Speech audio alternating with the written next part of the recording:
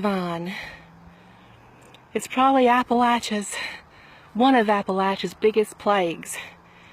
It covers any and everything if it stands still long enough, and even if it don't stand still, it probably could catch up with you. We've got it on the banks of our property. Only one of the good things that's come out of kudzu is a local band we got, the Kudzu Killers. It gave birth to a cool name to a cool band. But something else that can actually grow from kudzu, look up here, is a beautiful purple bloom.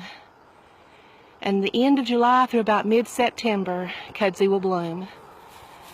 And not only is it pretty purple, it's delicious too. And it makes a wonderful jelly.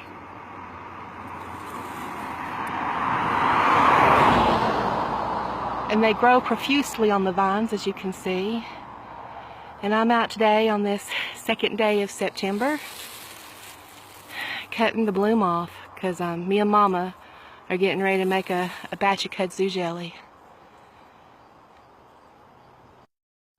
I stay mad at this vine all the time, because it's like fighting a losing battle to keep it out of your yard, keep it out of your garden, keep it out of your trees. But this time of year, I don't seem to be as frustrated, because the blooms start coming out and it produces some mighty tasty jelly. But as you can see, this kudzu shows no mercy taking over my pine trees.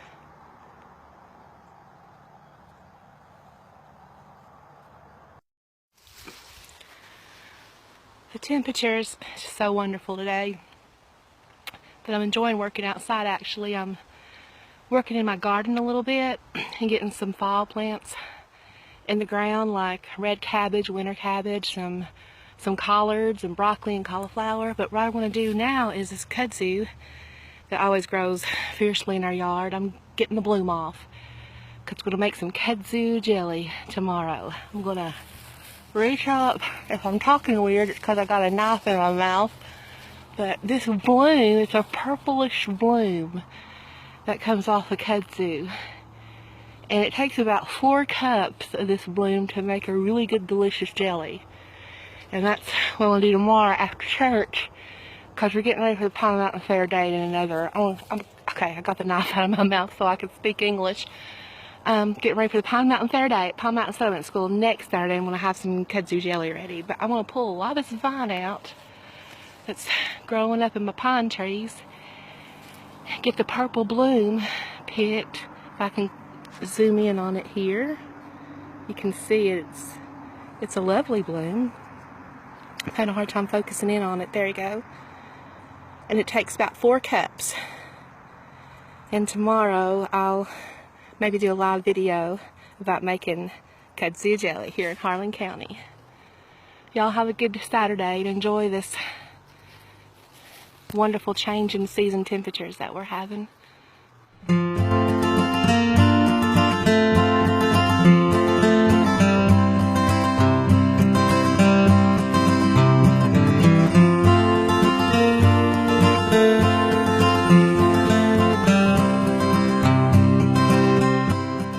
Of vine cut. I'm in the backyard on our backyard swing in motion.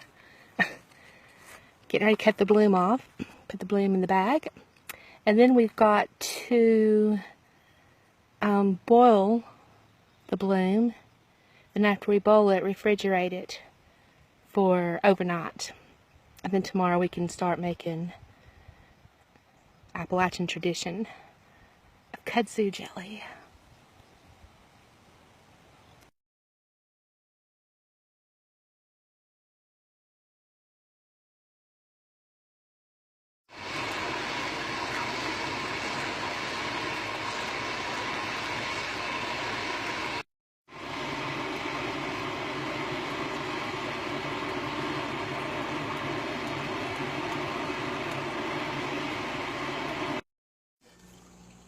Hold it.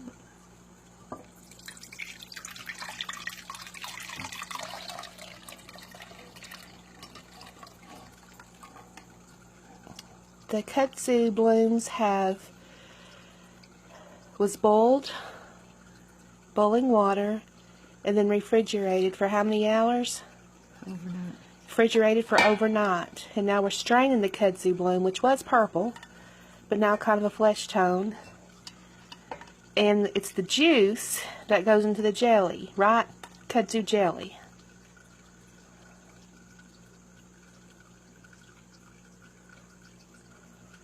So we're straining the Kudzu Bloom and collecting the juice. There's the Kudzu juice. That will go in the Kudzu jelly.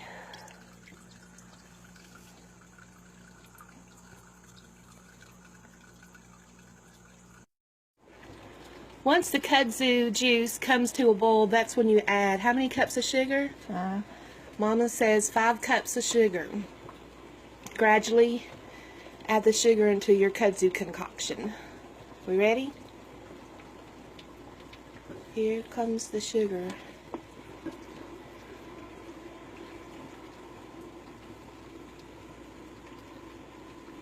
We got sugar, Mama?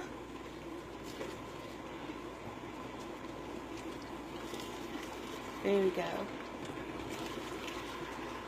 Adding the sugar into the kudzu juice that was previously strained. It was 4 cups of Kudzu Bloom,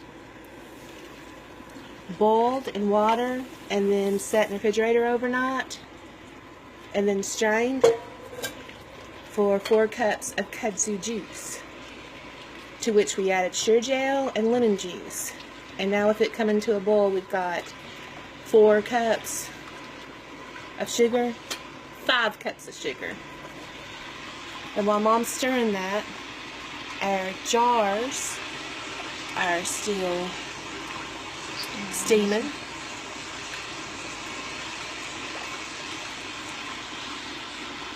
And we stir how long, Mama? You have to bring it to a boil.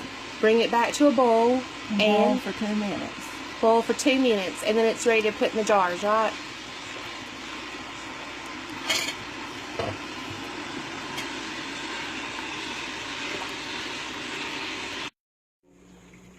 Right now, before we start pouring it into the mason jars, Mama's skimming the top. She says you don't want the foam to go into your jelly. So she's skimming the top, and once that's done, we'll start pouring. But all the foam that you see that gathers on the top, there's a good picture. Scoop that off.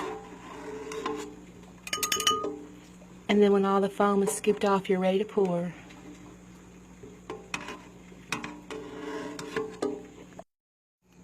And we are pouring the kudzu jelly into our mason jars. And it's actually it's a real pretty color. It's kind of a dark pink color. Wouldn't it remind you of the color of apple jelly? Or not?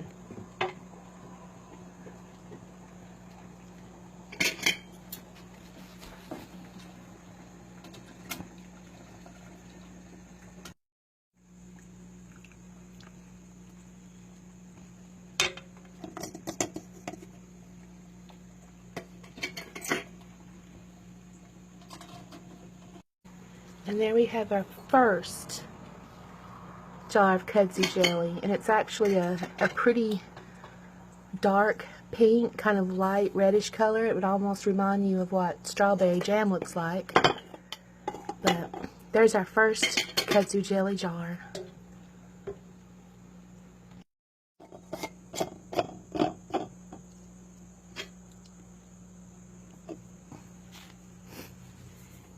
Mama's screwing on another lid, making sure it's good and tight so it'll seal properly.